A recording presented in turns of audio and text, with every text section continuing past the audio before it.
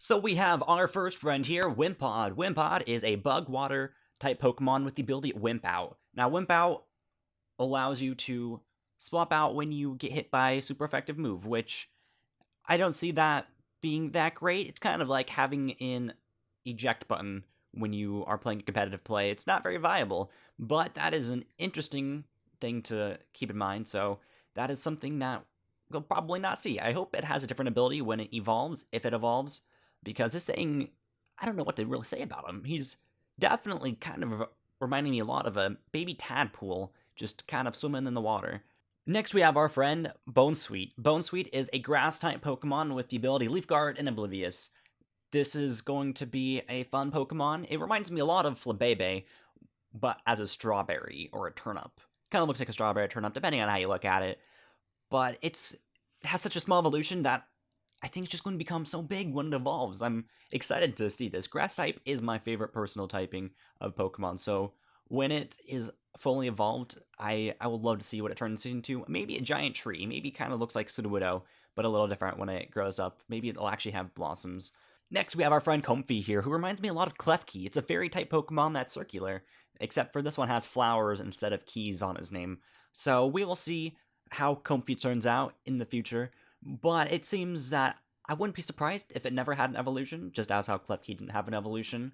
So I'm thinking this might be like more of a status type Pokemon, as you saw. I believe it used aromatherapy. I could be wrong.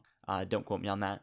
But it does seem to be a setup Pokemon. It has that hula lay thing that's going on. Got the lay on, so they had to have some Pokemon like that. Instead of missing your keys, you're missing your lay now. Here we have probably my favorite of them all that just got released. We have Mudsdale. Mudsdale is a horse. Kind of reminds me a little bit of Terrakion, but not quite. And Ponyta put together, I guess. Ponyta and Terrakion. It's completely ground type, it has own tempo, stamina, and with it, it's a horse. Who doesn't like horses? And stamina, I believe whenever you get hit, it increases your defense.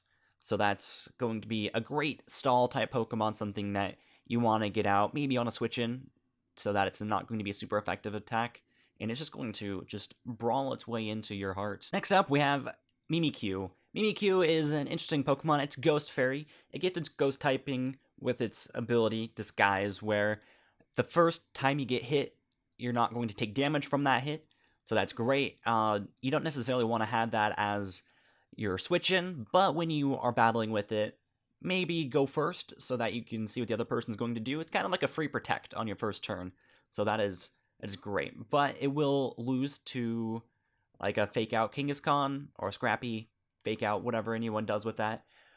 But I can see it being a great Pokemon, especially with the Fairy typing. You're going to probably want to play this when you think they're going to lead with a Dragon or some other type, like Dark type. So yeah, be on the lookout for Mimikyu and have it probably be your lead, because it's going to be strong enough so that it can last a couple hits and probably beat some gyms a little early if you can get it. And finally, we have Bewear here, and for those that don't necessarily speak English natively, this is definitely a play on the word beware of your surroundings, and bear, as in this is a bear Pokemon. So we have Bewear. It's an interesting name. He's a normal fighting type, so it's nothing special. He is going to probably be close to what I think Hariyama is as a Pokemon, so we will see. He might have his niche category where he can do quite well, and he's kind of cute and cuddly. Maybe he'll have an evolution, or maybe it'll be more like Audino, where there's no evolution. This last part is not a new Pokemon, but it's a new feature that they've released, which I'm hoping is going to be so great for all of us streamers.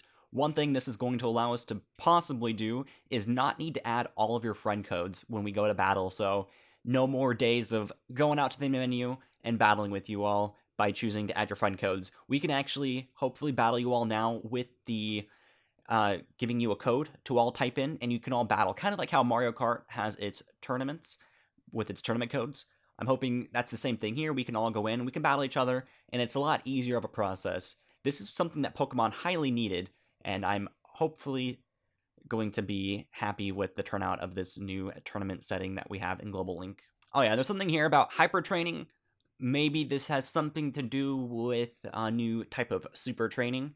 So it's going to be a new regimen where we can train our Pokemon to do stuff. Although there's not much more known about that than they show here in this video. But thank you so much for watching this reaction video to the new Pokemon that were revealed today on July 19th. Who was your favorite Pokemon that got revealed today? Let me know in the comment section down below, and subscribe if you want to see more reaction videos from me. Like, so that you can tell me in another way that you want to see more of these videos. And until next time, everyone, let's high five out.